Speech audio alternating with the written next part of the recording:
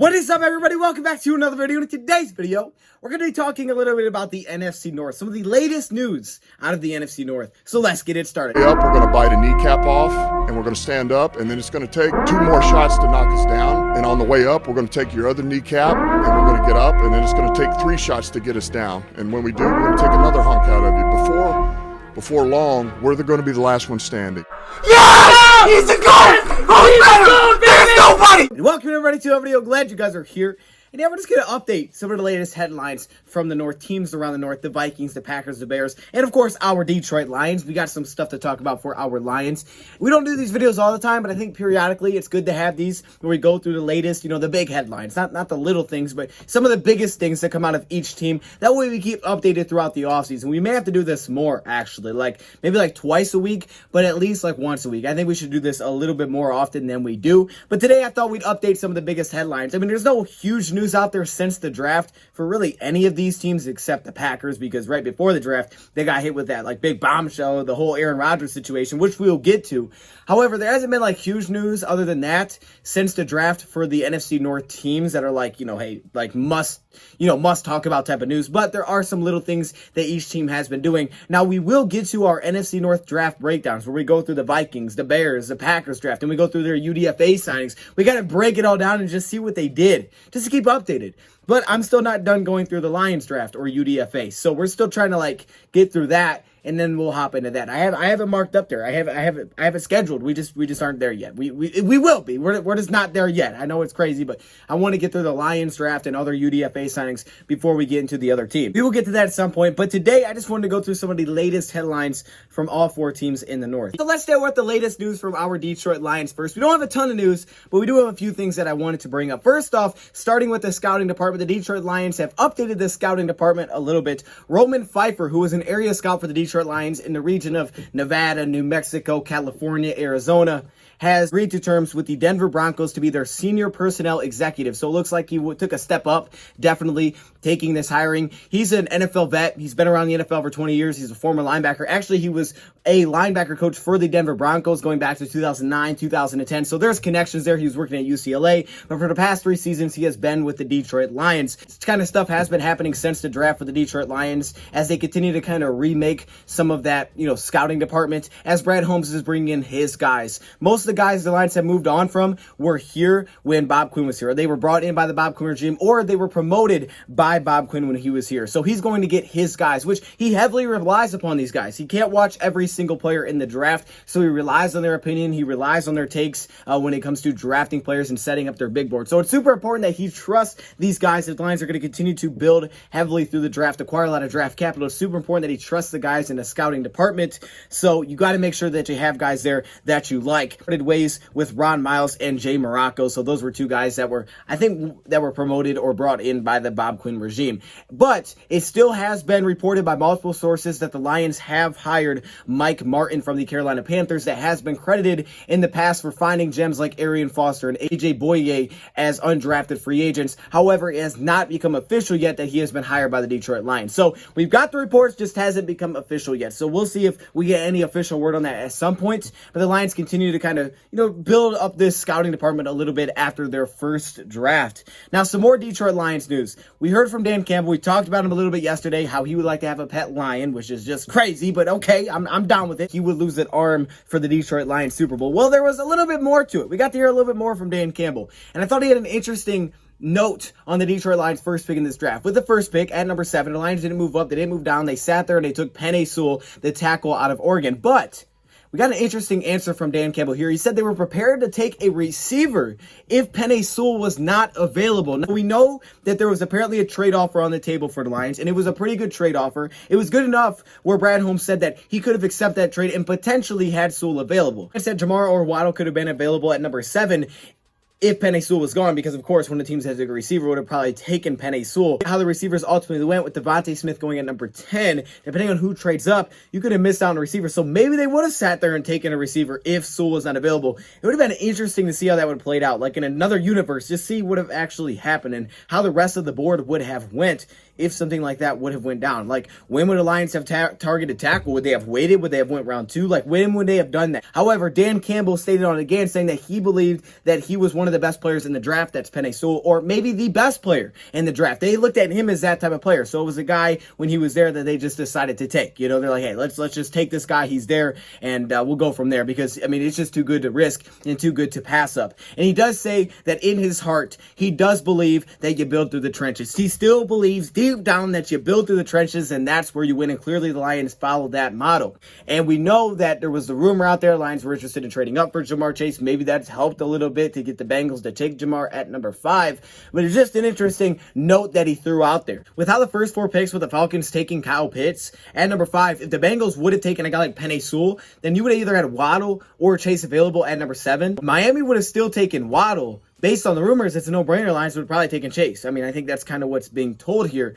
But if the Philadelphia Eagles would have went Ja'Marr Chase, would the Lions have taken Jalen Waddle? See, I think if that was the case, then the trade back would have happened if that trade back offer was there. That's just kind of how I think it would have went. They were prepared to take a receiver, but Penei Sewell fell and they went with it. I also think it's interesting that knowing that the Lions still waited until day 3 to address the receiver position. The biggest part of that is how the board ended up falling. They looked at it, they said, okay, they must have really believed in the talent that was there at number 7 for receiver. They did say there was a handful of guys they were willing to take. So that means they may have not taken Slater if he was there at 7 if Sewell was gone. I predicted Slater, so I could have been off there either way. But they did go tackle. However, they did wait until day 3, Amon-Ra St. Brown. But I think it's really how the board fell. When you were watching the draft, it just seemed like the board was going trenches.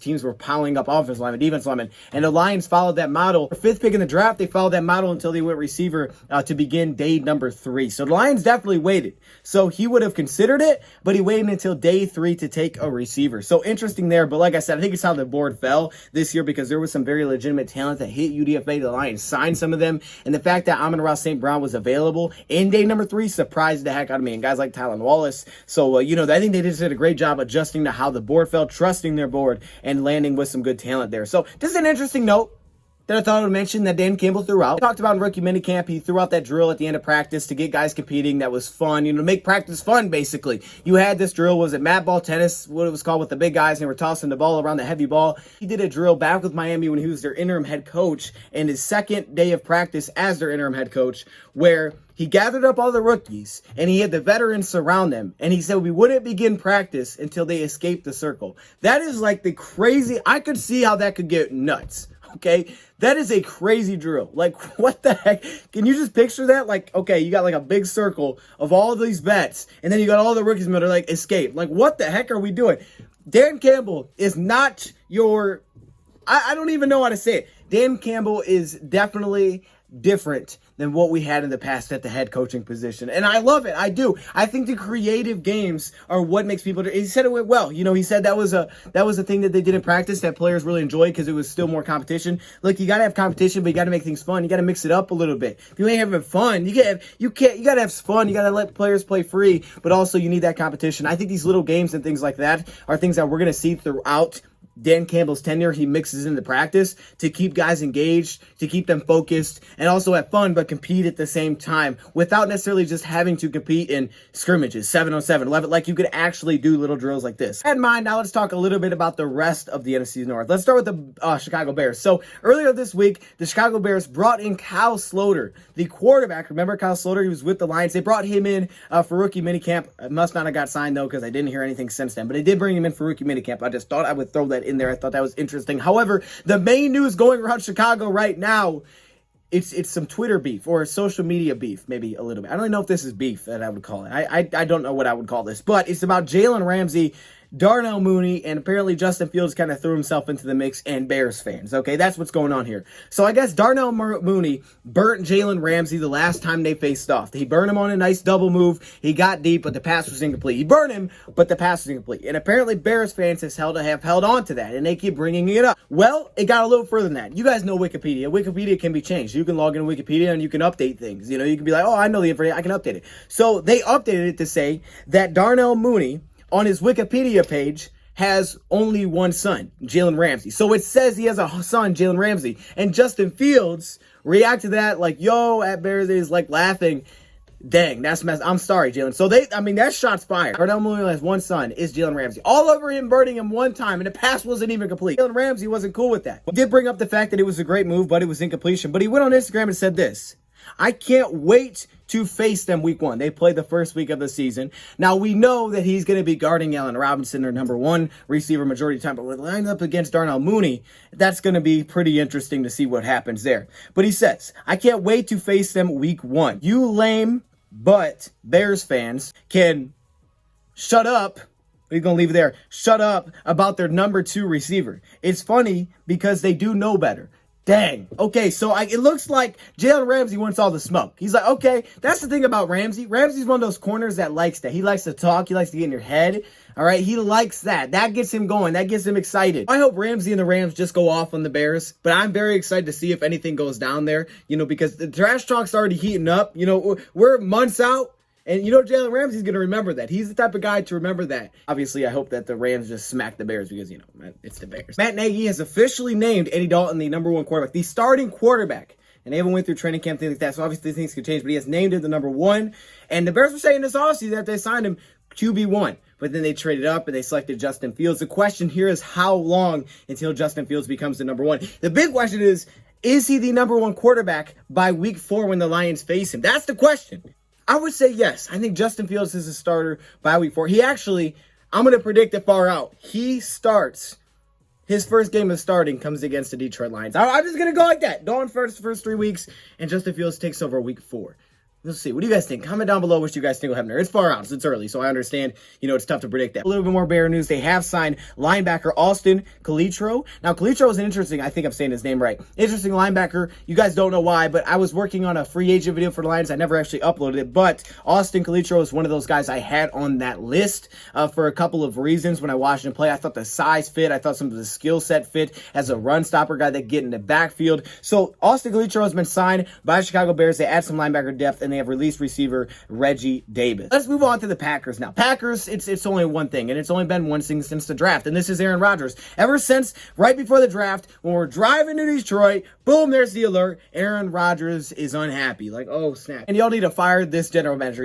Rodgers is like, I want the Packers to fire the general manager. So it's like, it's either me or him. That's what it seemed like. That initial report out there, the Packers general manager responded to that saying, he didn't say he wanted me fired. He didn't say that he wants me fired. It does seem pretty clear that Aaron Rodgers is unhappy, especially with what went on in last year's draft and how they're going about the team building. That has carried over till now. It continues to carry over, and it's starting to heat up more and more. The trade is going to be coming for Aaron Rodgers, but the Packers like, no, we are not trading. We can't fathom trading Aaron Rodgers, and I definitely get that as the Packers front office. They don't want to trade this guy. They're trying to mend this relationship. They flew out there. They're trying to fix it. This is starting to get pretty juicy, as the Packers reportedly have seemed encouraged by some of Aaron Rodgers' teammates reaching out to him and hoping that they stay in contact with him. Outside of the Packers organization, former Packers general manager Ron Wolf and former quarterback said that there are a lot of divas in the NFL right now, referring to Aaron Rodgers, but also Russell Wilson and Deshaun Watson,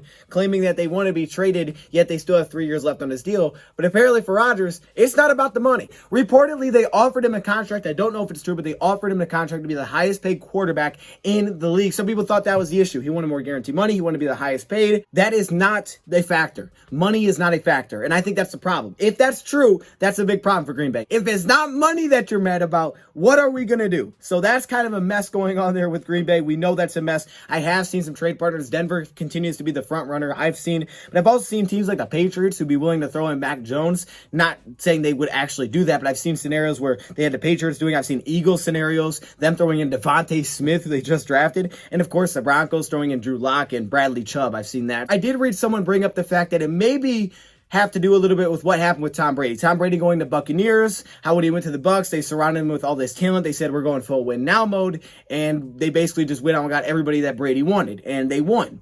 And they think that, okay, if money's not a factor, the factor is that Aaron Rodgers isn't happy about how they're doing things. Now, we know things got a little ugly when the whole Jordan Love situation went down, when they got the quarterback, and apparently there was some bad communication there between the Green Bay Packers and Aaron Rodgers on what their plans were, and they said their communication had to be better, and they could have done better. And that kind of thing would make sense. He's unhappy with the communication, unhappy with the moves, maybe not feeling like, they're doing everything in their power to win right now, especially when you draft a quarterback for the future. Like, he's like, man, I'm here. You guys have me. Let's win right now. Let's go get this Super Bowl. And he's unhappy about that. Feels like the Packers should do that, like the Bucs did when they brought in Brady. And he feels like maybe another team would do that. Question will be, comment down below, will Aaron Rodgers get traded? Will Aaron Rodgers get traded this offseason? The Packers ain't trying to do it. They're like, no, we ain't doing it. We're fixing this. And Rodgers is like, no, that's not going to make me happy. Nothing's going to make me happy. So kind of a little standoff right now. They got time, but that's a tricky situation. Recently, they have signed Blaine Gabbert to be prepared, but at the same time, they also need a third quarterback. But Jordan Love and Blaine Gabbert could be their top two, because we took the guy that beat out Jordan Love last year. That's right. Tim Boyle beat out Jordan Love for the backup role. Take that. And then finally, we'll finish it off with the Minnesota Vikings. The Vikings really don't have any huge news here. However, Kelly Klein, who was working with the Minnesota Vikings, obviously Rick Spielman works there. They have a good front office. They've done well building through the drafts. Kelly Klein has been hired by the Broncos. Again, the Broncos back into this. Executive Director of Football Operations. This is the highest position a woman has had in the front office. So that's pretty cool. Some people believe that she could potentially be in line down the road to be the first woman GMs. That's just some Viking news. They lost a little bit there in their scouting department. This is kind of that time of year where, things are moving on. I guess after the draft, this when this goes down. The scouting department begins to rebuild. You say, okay, who am I going forward with? Especially when you have a new coach, new GM. You're like, all right, new staff, let's go get our guys. New staff, who this? This isn't like breaking, but the Vikings have traded away Mike Hughes to the Kansas City Chiefs, their cornerback. The Chiefs need cornerback help, so they traded for Mike Hughes. Hughes hasn't played that much. He's been there for 3 seasons. They traded him away. They swapped late round picks. So the Vikings gave up Mike Hughes and a 7th round pick. The Chiefs gave them in return a 6th round pick. So they got a little bit higher. Basically, they swapped late round picks, and Mike Hughes went to the Chiefs. Brought in Perry Nickerson to join Minnesota, who has been with the Detroit Lions and the Green Bay Packers in the past. Little connection there, and he ran a 4.32 40, which is kind of what he's known for, being a speedster. I don't know if that means he's going to make the team, but they're still trying to figure out that cornerback spot. They did bring in Patrick Peterson this offseason, but they have a lot of young bucks in the back end, and it was an all issue last season. However, that front 7 they have started to put together is legit, and I think they're all hoping on the fact that that is really going to help a lot of these guys. Plus, is this a make or break year for Kirk Cousins? It definitely seems like it. They drafted Kellen Mond. He's going to be chilling there in the 3rd round. He's like, okay, we got this dude behind you. I'm a Kellen Mond fan, which is why I'm mad that he went to the Vikings. It's like, dang, Vikings, why'd you have to do that? And then, of course, the Bears have to take Devin Jenkins. It's like, oh, okay, dang, Bears, why'd you have to do that? Now I can't root for these guys. But this could be a make or break year, apparently, for Kirk Cousins, is what I'm hearing out of the Vikings side of things. So, some big stuff going on with the quarterback situation. Yeah, I mean, all these teams, right? I mean, we have Goff, but, think about it. Packers. Aaron Rodgers is even going to be there this year. And then, of course, the Vikings. Make or break for Kirk Cousins. Some crazy stuff. And, of course, we brought in Jared Goff this offseason. So let me know your thoughts in the comments below. NFL draft breakdowns for those teams will be coming up soon. I don't know how soon, but somewhat soon. Thank you, bro, for watching, and I'm out.